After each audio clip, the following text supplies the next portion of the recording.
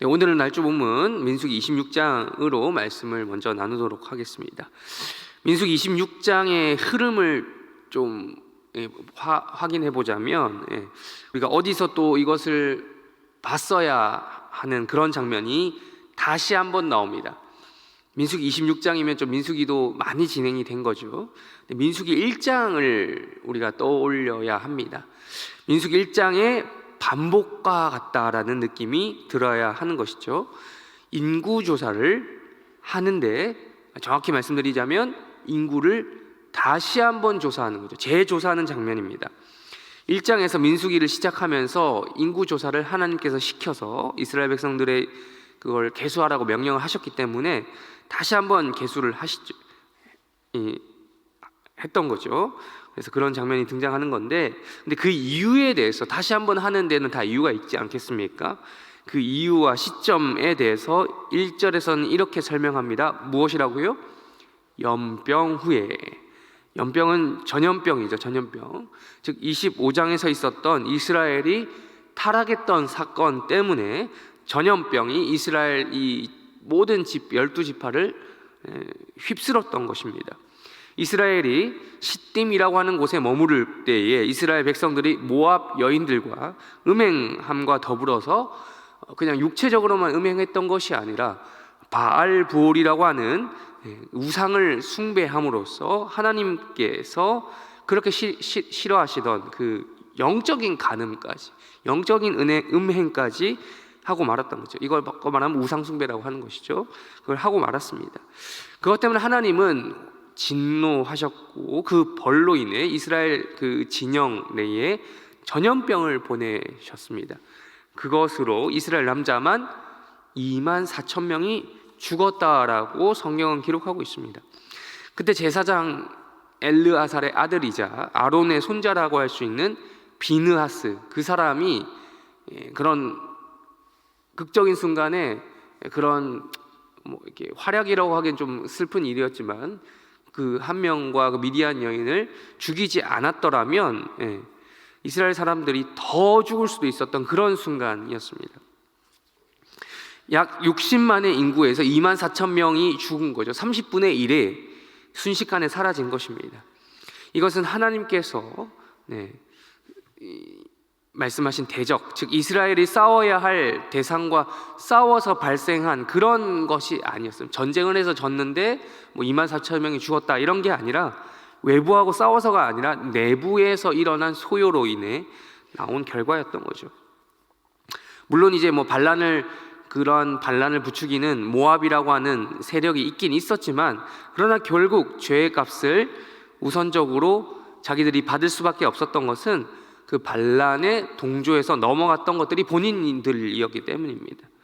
그래서 25장 마지막 부분에 보시면 하나님께서 미디안, 이 반란을 일으키도록 꼬드긴 미디안들, 즉 모압이죠. 모압도 심판받을 것을 말씀하시긴 했지만 어쨌든 그 죄를 나서서 지었던 것은 이스라엘 백성들 자기들이었던 것이죠. 그래서 그러한 이 반란군, 일종의 반란군인데 이 반란군에 대한 진압을 무시무시하고 아주 무시무시하고 파괴력이 있는 이 전염병이라는 방법을 통해서 하나님께서 하셨다는 겁니다. 제가 지금 계속해서 반란이라고 표현을 하고 있는데, 반란이라는 게 그렇습니다. 성공하면 공신이 되는 것이고 실패하면 역적이 된다는 말 들어보셨습니까? 역사를 살펴보면 우리 대한민국 이 한반도의 역사만 살펴봐도 이런 반란의 이 역사가 있습니다. 성공하면 반정입니다. 들어보셨을 겁니다. 중종 반정, 인조 반정 등 이렇게 성공하면 반정이 되는 것이고, 실패하면 무슨 누구누구의 난 이렇게 되는 것이죠. 뭐가 될지는 이 결과에 따라 갈리는 것입니다. 반란을 할 거면 말 그대로 목숨을 걸어야 되는 것이죠. 성공해서 아예 왕자를 차지하든지 아니면 죽는 것입니다. 중간이란 없습니다.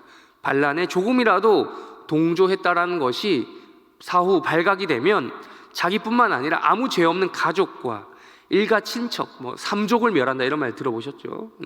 이런 것들이 몰살하는 것은 그 고대 시대로부터 내려오는 그냥 관례입니다.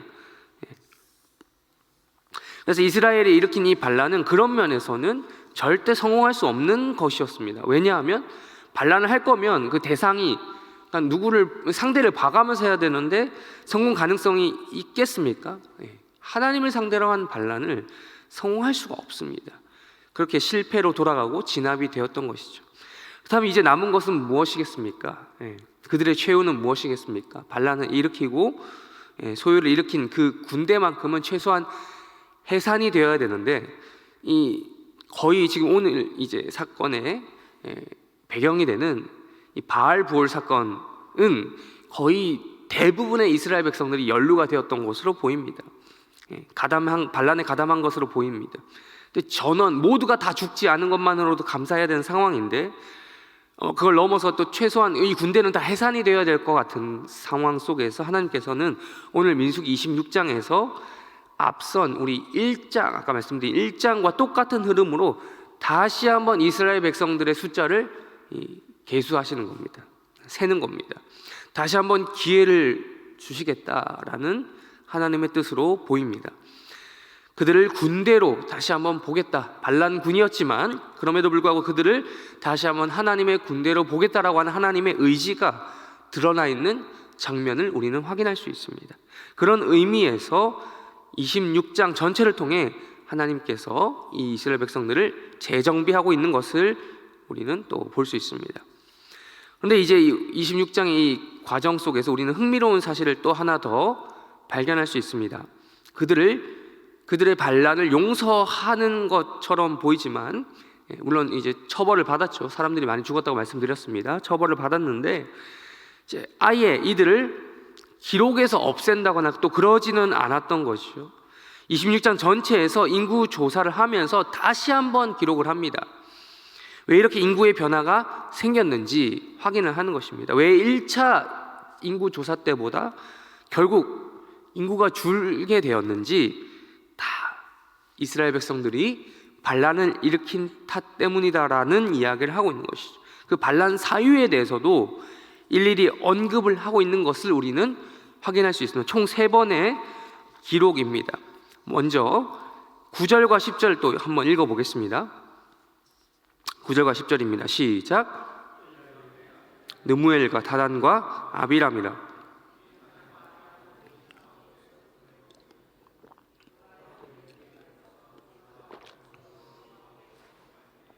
땅이 그 입을 벌려서 삼킴에 그들이 죽었고 당시의 불이 250명을 삼켜 징표가 되게 하였으나. 첫 번째입니다. 고라와 고라의 반역에 가담했던 다담과 아비람입니다. 르우벤 지파 중에 일어났던 반란이었습니다. 두 번째입니다. 19절 우리 읽겠습니다. 19절 시작. 유다의 에르와 오난이라. 이 에르와 오난은 가나안 땅에서 죽었고. 물론 이 반란은 이렇게 반란이라고 표현하기 좀 그렇지만 이 둘 어쨌든 하나님 말씀을 거역했던 자들입니다. 여호와 보시기에 악했던 유다의 아들 에르와 오난, 유다 지파에서 있었던 반란입니다. 마지막 세 번째 61절입니다. 61절 뒤로 쭉 넘어가서 61절 읽겠습니다. 시작. 나답과 아비후는 다른 불을 여호와 앞에 들이다가 죽었더라. 네, 아멘. 여호와께 다른 불을 들여서 심판받았던 아론의 아들, 심지어 레위 지파죠. 레위 지파 가운데도 이런 일이 있었다는 겁니다. 나답과 아비후입니다. 이렇게 각각의 사유로 하나님의 뜻에 반해서 반란을 일으킨 이들의 결국은 죽음이었던 것입니다. 그리고 심판을 받았습니다. 이러한 장면을 읽다 보면 우리의 마음이 참 편치 않은 것은 사실입니다. 우리가 믿는 하나님은 선하신 하나님이고 사랑이 많으신 하나님이라고 배워왔는데 이렇게까지 하셔야 되나? 라는 것입니다. 네, 그렇습니다. 그렇게까지 하셔야 됩니다. 그분은 공의로우신 분이기 때문입니다. 벌하셔야 됩니다. 그렇지 않으면 이스라엘 민족이라고 하는 이 그룹이 유지될 수 있었겠습니까? 그럴 수 없었던 것이죠. 안 그러면 내버려두면 이 나라는 그냥 모압이라든지 애굽이라든지 이런 세상 나라와 다를 바 없는 겁니다. 물론 모압과 애굽과 같은 나라에서도 반란이 일어나면 자기들도 이거보다 더 잔인하게 훨씬 더 3족을 멸하거나 9족을 멸하는 이런 일들이 있었을 것입니다. 하나님께서는 이 이스라엘 민족의 정체성인 이 거룩성을 위해서 이러한 일들을 하셨던 겁니다. 혹여나 우리가 반려견을 키우는 데 있어서 먹여주고 재워주고 이렇게 밥도 다 놀아주고 했는데 주인을 문다면 어떻게 하시겠습니까? 걔는 혼나야겠죠. 그래도 안 돼요. 계속해서 문다고 칩시다. 그러면 어떻게 되겠습니까? 어디를 보내야 되는 겁니다. 근데 어디 갔는데도 그렇게 한다면 이 걔 결국은 이 안락사까지 갈 수 있는 것입니다. 근데 아까도 말씀드렸다시피 반란군에 대한 구속 조치는 이것보다 지금 성경에서 말하는 것보다 훨씬 더 강력해야 되는데 그러지 않았다라는 겁니다. 하나님께서는 그들에게 다시 기회를 주십니다. 우리는 그것을 확인하기 위해서 26장에서 아주 특이한 부분을 하나 발견할 수 있습니다. 11절 우리 한번 읽어보겠습니다. 11절 다 같이 함께 읽겠습니다. 시작. 고라의 아들들은 죽지 아니하였더라. 제가 아까 삼족을 멸한다라는 표현을 말씀드렸는데 삼족도 아니고 자신의 아들들입니다. 반역의 주동자인 고라는 죽었는데 고라의 아들들은 죽지 않았다라는 겁니다. 왜 그렇습니까? 그들은 반역에 가담하지 않았기 때문입니다. 흔히 말하는 연좌제로 사람들을 같이 묶어서 죽이는 것이 일반적인 관례였습니다. 그러나 그러지 않았다라는 거죠. 고라의 자손들이 고라를 따라가지 않은 자들이 있었기 때문에 동서고금을 막론하고 반역자에 대한 처분은 늘 잔혹했습니다. 그 집안에 한 명이라도 반란에 연루되면 일가 친척, 아까 말씀드렸죠, 삼족이 반역자로 몰려서 몰살당하기 마련인데 하나님의 그 법, 이 기준은 그렇지 않았다라는 거죠. 고라의 자손들은 죽지 않았다라고 분명히 성경이 기록하고 있습니다. 하나님은 그 죄를 당사자에게서만 찾으셨습니다. 이 이스라엘 이 역사 기억해 보십시오. 조선시대보다 훨씬 더 수천 년 더 된 옛날이었습니다.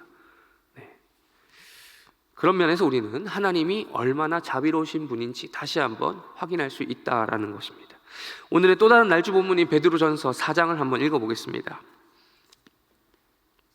베드로전서 4장 1절부터 3절까지 먼저 읽도록 하겠습니다. 베드로전서 4장 1절부터 3절까지 다 함께 읽겠습니다. 시작. 그리스도께서 이미 육체의 고난을 받으셨으니 너희도 같은 마음으로 갑옷을 삼으라. 근데 육체의 고난을 받은 자는 죄를 그쳤음이니 그 후로는 다시 사람의 정욕을 따르지 않고 하나님의 뜻을 따라 육체의 남은 때를 살게 하려 함이라. 너희가 음란과 정욕과 술취함과 방탕과 향락과 무법한 우상 숭배를 하여 이방인의 뜻을 따라 행한 것은 지나간 때로 족하도다. 그렇습니다.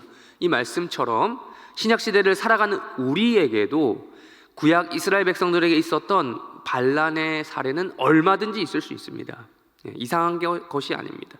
우리 또한 하나님 앞에 반란을 일삼는 자들이었고 또 그럴 가능성이 있는 자들이기 때문입니다. 우리가 찬송가 290장 불렀죠. 가사처럼 우리는 늘 주님을 배반하나라고 하죠.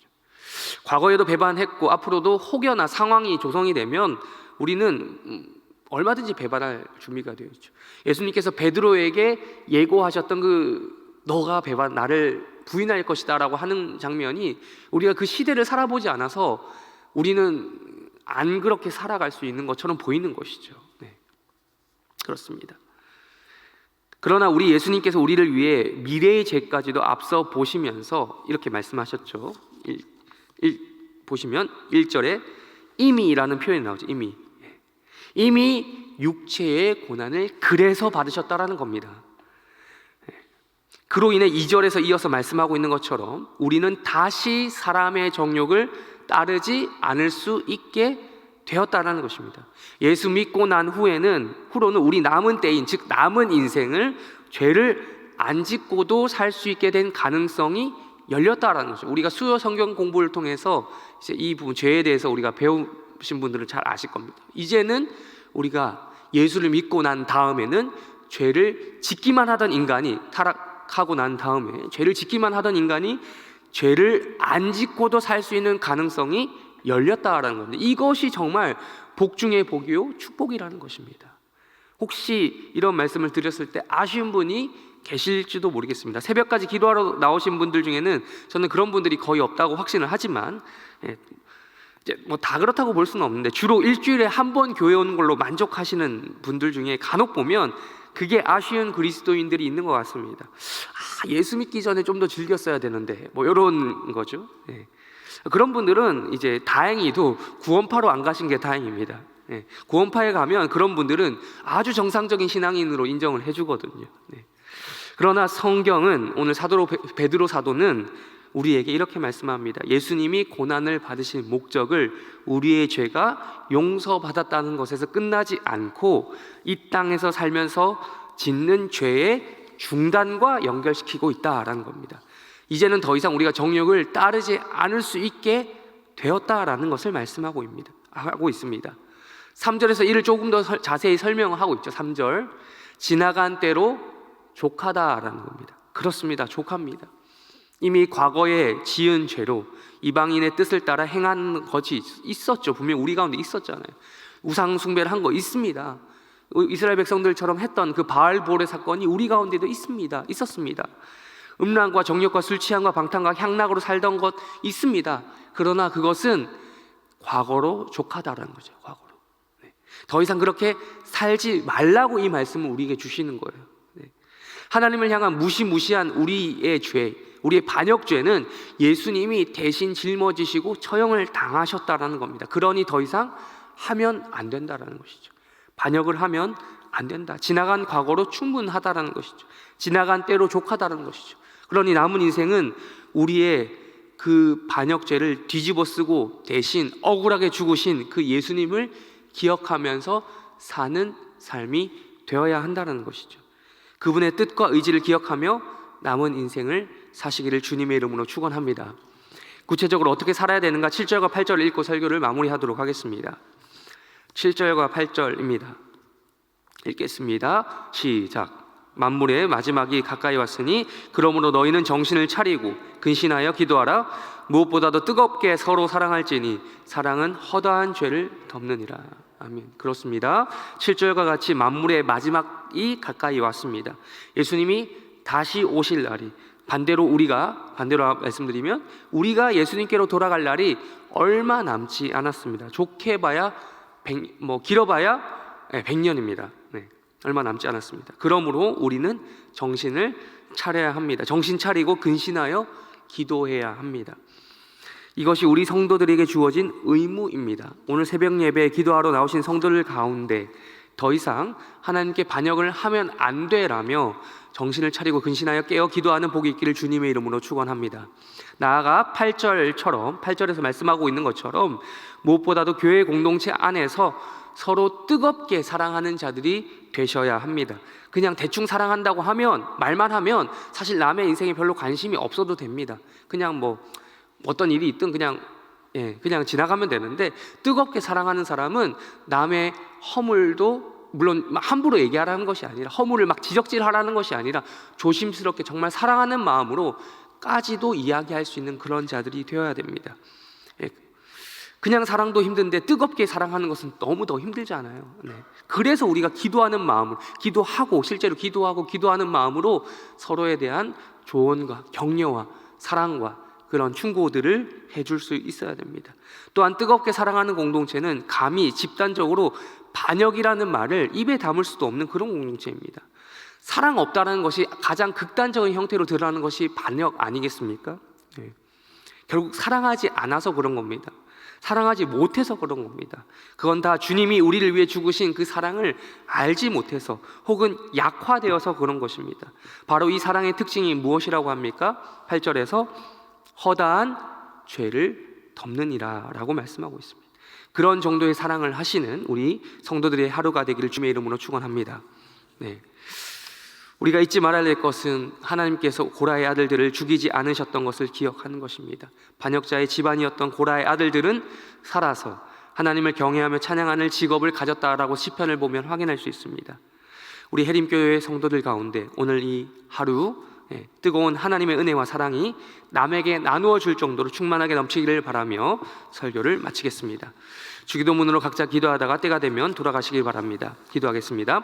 하늘에 계신 우리 아버지여, 이름이 거룩히 여김을 받으시오며 나라의 마옵시며 뜻이 하늘에서 이루어진 것 같이 땅에서도 이루어지이다. 오늘날 우리에게 일용할 양식을 주옵시고 우리가 우리에게 죄 지은 자를 사하여 준 것 같이 우리 죄를 사하여 주옵시고 우리를 시험 들게 하지 마옵시고 다만 악에서 구하옵소서. 대개 나라와 권세와 영광이 아버지께 영원히 있사옵나이다. 아멘.